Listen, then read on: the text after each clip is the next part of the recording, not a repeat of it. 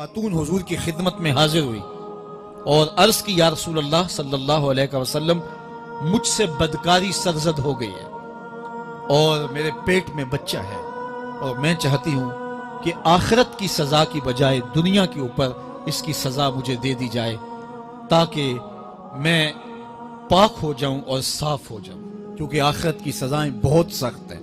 اللہ کے محبوب علیہ السلام نے جبریل امین سے ایک دن پوچھا تھا مجھے جہنم کے عذابوں کا ذکر سناؤ، تو عرض کی یا رسول اللہ صلی اللہ علیہ وسلم ہلکا ترین عذاب یہ ہے کہ جہنمی کے پاؤں میں آگ کے جوتے رکھے جائیں گے، باقی اس کے پورے بدن پہ آگ نہیں ہوگی، صرف آگ کے جوتے اس کو پہنائے جائیں گے، لیکن اس کی حدت، گرمی اور شدت اتنی ہوگی یغلی منہما دماغہ، اس کی شدت سے اس کا دماغ پگھل کر ناک اور کانوں کے ذریعے سے باہر آنا شروع ہو جائے گا۔ یہ سب سے ہلکے عذاب کی کیفیت ہے، اور جو عذاب سخت ہیں الیاذ باللہ، اللہ تعالیٰ قرآن مجید میں فرماتا ہے ثم لا يموت فیہا ولا یحیا، اس بڑے عذاب کا ذکر کیا جو جہنمیوں کو دیا جائے گا، فرمایا اس عذاب کی کیفیت یہ ہوگی بندہ نہ جیے گا نہ مرے گا۔ جیے گا اس لیے نہیں کہ آگے اور پیچھے دائیں اور بائیں آگ ہی آگ ہوگی، تو اس آگ میں جینا کو جینا تو نہیں ہوگا، اور مرے گا اس لیے نہیں کہ موت کو موت آ چکی ہوگی۔ تو وہ کتنا سخت عذاب ہوگا الیاذ باللہ کہ ہلکے ترین عذاب کی کیفیت یہ ہے کہ پاؤں میں آگ کا جوتا اور دماغ پگھل کے ناک اور کانوں کے راستے سے باہر آ جائے۔ تو اس نے عرض کی یا رسول اللہ صلی اللہ علیہ وسلم میرے اوپر حد جاری کر دیجئے، اور اس نے کہا کہ میرے پیٹ میں جو ہے وہ بچہ ہے۔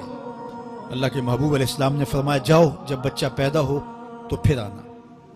وہ چلی گئی، تو جب بچہ پیدا ہوا تو گود میں اٹھائے پھر حضور کی خدمت میں حاضر ہوئے اور عرض کی یا رسول اللہ یہ ہے بچہ جو میں نے گناہ کیا تھا، بدکاری کی تھی، آج یہ اس کی نشانی ہے۔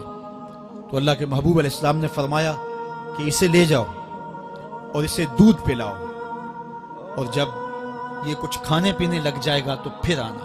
کچھ دنوں کے بعد وہ دوبارہ حاضر ہوئی اور اس نے اس بچے کے ہاتھ میں روٹی کا ٹکڑا دیا ہوا تھا اور عرض کی یا رسول اللہ دیکھ لیجئے اب یہ روٹی کھانے لگ گیا ہے۔ اللہ اکبر۔ تو اللہ کے محبوب نے فرمایا انہیں لے جاؤ اور جا کے انہیں سنگسار کر دو۔ اس کی یہ حد بنتی تھی، اس کو سنگسار کیا اور اس نے خود یہ سزا اپنے لیے قبول کی۔ تو یہ بات ذہن نشین کیجئے کہ یہ وہ لوگ تھے کہ جن سے کبھی کوئی گناہ سرزد ہو جاتا تو وہ جلد توبہ کرتے، اور اس کی بڑی سے بڑی حد اور سزا بھی ہوتی تو وہ بھی کاٹنے کے لیے تیار ہو جاتے۔ میں اور آپ دیکھیں کہ ہماری زندگی میں اگر گناہ ہیں اور ہمیں سچی توبہ کی توفیق بھی نصیب نہیں ہے اور آئندہ نہ کرنے کا عزم مصمم ہو، پکا ارادہ ہو کہ یہ گناہ زندگی میں دوبارہ نہیں کروں گا، الگ بات ہے کہ پھر دوبارہ اس سے سرزد ہو جائے، لیکن جب وہ توبہ کر رہا ہو تو اس وقت اس کا پختہ عزم ہو اور اس کے دل کے کسی گوشے میں نہ ہو کہ چلو میں توبہ کر لیتا ہوں اور پھر ہو گیا تو پھر کر لوں گا، پکا عزم ہو کہ دوبارہ یہ گناہ نہیں کروں گا۔ اور اگر زبان سے توبہ توبہ کر رہا ہو اور دل میں ہو کہ ٹھیک ہے یہ تو صبح بھی مجھ سے عمل بد سرزد ہونا ہے، تو اللہ تعالیٰ سے یہ مذاق کرنے والی بات ہے، اور اللہ تعالیٰ سے جو مذاق کرتا ہے وہ کہاں کھڑا ہے وہ خود سوچ لے۔ وہ کیا کسی نے کہا تھا کہ توبہ کی پھر توبہ کر کے توڑ دی، میری اس توبہ پہ توبہ کر اٹھی۔ تو ایسی توبہ نہیں ہے کہ جو رسماً کسی مجلس میں چلے گئے، کسی اجتماع میں چلے گئے تو سب لوگوں نے توبہ کی تو وہ بھی توبہ کرتا رہا، لیکن اس کا عزم مصمم پختہ ارادہ نہیں تھا گناہوں کو چھوڑنے کا، تو یہ توبہ نہیں، یہ مذاق ہے۔ اس لیے اللہ کے حضور سچی توبہ یہ ہے کہ ماں قبل کے گناہوں سے مٹی کے گھروندے پاؤں پہ بناتا ہے اور انہیں مسمار کر دیتا ہے۔ وہ کبھی آپ نے دیکھا ہوگا کہ بچے ریت میں اپنا پاؤں رکھ کر کے اوپر سے ریت تھپک لیتے ہیں اور پھر پاؤں ہولے سے نکال لیتے ہیں، بچ جائے تو بڑے خوش ہوتے ہیں، اور جب کھیل ختم ہو جاتے ہیں تو اسے گرا دیتے ہیں اپنے ہاتھوں سے۔ بہلول بھی اسی شغل میں لگا ہوا ہے، بہلول یہ کام کر رہا ہے، گروندے بناتا ہے گراتا ہے، گروندے بناتا ہے گراتا ہے۔ بادشاہ گزرا، پوچھا بہلول کیا کر رہے ہو؟ ہنس کے کہا جنت کے مکان بنا رہا ہوں۔ کہا بیچتے ہو؟ ہاں بیچتا ہوں. کتنے کا؟ 10 روپے کا، سیل لگائی ہوئی ہے.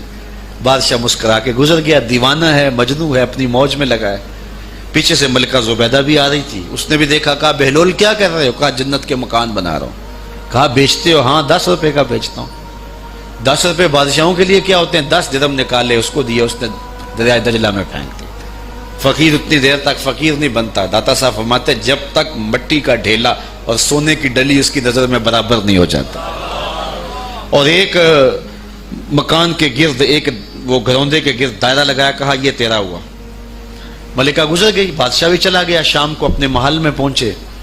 بادشاہ سویا. منظر جاگا کہ حشر کا دن ہے، پھر جنت کا منظر ہے. جنت میں بڑے بڑے خوبصورت مکان ہیں. ایک مکان تو بڑا ہی اچھا لگا، تو جی چاہا کہ اس مکان کو دیکھوں. تو جب قریب گیا تو دروازے پہ لکھا تھا ملکہ زبیدہ. شوق سے آگے بڑھا تو دربان نے روک دیا. کہا یہ ملکہ کا ہے. کہا وہ میری ہی ملکہ ہے. کہا دنیا کے ضابطے اور ہیں، آخرت کے ضابطے اور ہیں. بادشاہ کی آنکھ کھل گئی، بے چین ہو گیا. ملکہ کو بیدار کیا. کہا تو کون سا نیک عمل کیا ہے؟ میں نے جنت میں تیرا یوں محل دیکھا. ملکہ کہنے لگی وہی معمول کی نمازیں، وہی سب کچھ، کوئی نیا کام تو میں نے کیا نہیں. ہاں یاد آیا، کل گزر رہی تھی، دجلہ کا کنارہ تھا، وہ جسے لوگ مجذوب کہتے ہیں، وہ جو دیوانہ کہلاتا ہے، وہ بہلول، وہ جنت کے محل کہتا تھا، وہ بنا رہا تھا. میں نے کہا چلو کوئی بات نہیں، فقیر ہے، 10 روپے کیا ہوتے ہیں. تو میں نے 10 روپے کا ایک محل خریدا تھا. بادشاہ سر پکڑ کے بیٹھ گیا. وہ تو مجھے بھی کہتا تھا. میں دیوانے کی بات سمجھ کے گزر گیا. اگلے دن بادشاہ قصدن گزرا. جب قصدن گزرا نا تو دل دھڑک رہا تھا کہ کہیں مجذوب پھر آج مل جائے اور اسی موج میں ہو تو کام بن جائے. دیکھا تو بہلول وہاں بیٹھا ہوا ہے. آگے بڑھ کے دیکھا تو کام بھی وہی. بادشاہ پھر رک گیا. پوچھا اب بہلول کیا کر رہے ہو؟ اب دل دھڑک رہا تھا کہ مجذوب ہے، کوئی اور بات کہہ دے تو چلو اچھا ہو کہ وہی جواب دے دے. اس نے وہی جواب دیا، جنت کے محل بنا رہا ہوں. بادشاہ کا کچھ دل ٹھہرا. پھر کہا اچھا بیچتے بھی ہو؟ ہاں ہاں بیچنے کے لیے بنا رہا ہوں. بادشاہ ادھر جیب میں ہاتھ ڈال رہا ہے اور ادھر پوچھ رہا ہے کتنے کا؟ کہا آدھی حکومت لگے گی. کہا کل تو 10 روپے کے بتا رہے تھے. کہا کل تم نے دیکھا نہیں تھا، آج سودا دیکھ کے لے رہے ہو. اللہ تعالیٰ ارشاد فرماتا ہے انما تنذر من اتبع الذکر وخشی الرحمن بالغیب. جو ان ڈٹھے سودے کرتے ہیں، جو بغیر دیکھ کے کرتے ہیں. اچھا چلو ایک خوشخبری میں آپ کو بھی سناؤں، اور وہ خوشخبری رسول اللہ کی زبان سے. حضور نے فرمایا طوبی لمن رآنی وآمن بی وطوبی 7 مرات من لم یرانی وآمن بی. فرمایا صحابہ تمہیں مبارک ہو ایمان کی کہ تم نے مجھے دیکھا اور میرے اوپر ایمان لائے. اور کہا انہیں 7 مبارکیں ہوں جنہوں نے مجھے دیکھا بھی نہیں ہوگا اور پھر بھی ایمان لائیں گے. انما تنذر من اتبع الذکر وخشی الرحمن بالغیب فبشرہ بمغفرۃ واجر کریم. ان کو بشارت دے دیجئے بڑی عزت والے اجر کی اور خوشخبری بھی. تو جس اجر کو میرا رب بھی کریم کہہ رہا ہے وہ اجر کیسا ہوگا. تو یہاں تو لہجہ دم توڑتا ہے اور الفاظ ساتھ نہیں دیتے کہ اجر کریم کی کیا تعریف کریں جس اجر کو میرے رب ہے. لا فضل لعربی علی اعجمی. کسی عربی کو اجمی پر کوئی فضیلت نہیں ہے، اور کسی اجمی کو کسی عربی پر کوئی فضیلت نہیں ہے. کسی گورے کو کالے پر، کسی کالے کو گورے پر کوئی فضیلت نہیں. فضیلت کا معیار صرف تقوی ہے. ہمارے آج بھی ہندوانہ رسمیں ختم نہیں ہو رہی. دولت کی تقسیم پر، امیر غریب کی بنیاد پر اس معاشرے میں تقسیم موجود ہے. ہمارے دیہاتوں میں چودھری اور کمی کی بنیاد پر تقسیم موجود ہے. رعایا اور حکمرانوں کی بنیاد پر یہاں تقسیمیں موجود ہیں. لیکن میرے اور آپ کے آقا و مولا نے قیامت تک آنے والی انسانیت کے لیے جو منشور دیا وہ یہ تھا کسی عربی کو اجمی پر کوئی فضیلت نہیں، کسی اجمی کو عربی پر کوئی فضیلت نہیں، کسی گورے کو کالے پر کوئی فضیلت نہیں. چونکہ کالے رنگ بھی اللہ نے بنائے ہیں، گورے رنگ بھی اللہ نے بنائے. حکیم لقمان رنگ کے کالے تھے اور صورت اچھی نہیں تھی. تو کسی نے ان سے پوچھا کہ آپ اتنے بدصورت کیوں ہیں؟ تو حکیم لقمان نے کیا جواب دیا؟ کہا آپ شکل میں نقص نکال رہے ہیں یا شکل بنانے والے میں نقص نکال رہے ہیں؟ تو وہ خاموش ہو گیا. اللہ اکبر.